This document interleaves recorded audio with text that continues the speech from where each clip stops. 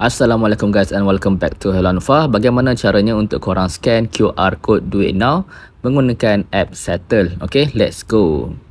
Pertama sekali korang buka dulu account Settle, app Settle. Kemudian dekat bahagian sini korang klik Pay. Klik bahagian bawah ni ada klik Pay. Kemudian dekat bahagian sini korang just klik scan QR code.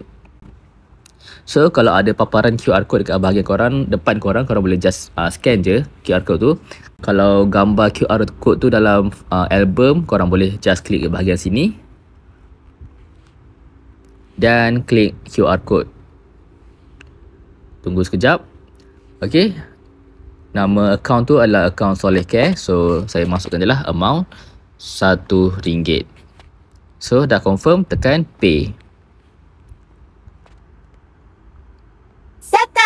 Settle ada bunyi settle, dengar kan?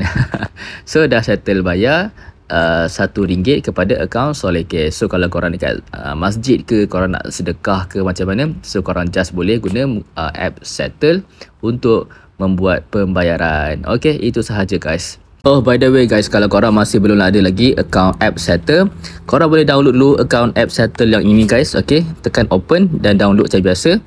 Lepas dah download, korang boleh register dan korang boleh masukkan kod GTZ2.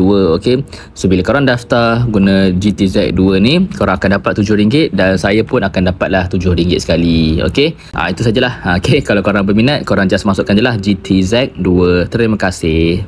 Sekiranya anda rasa video ini bermanfaat, jangan lupa untuk like, komen dan subscribe channel Hello Anwar dan jumpa pada next video. Assalamualaikum.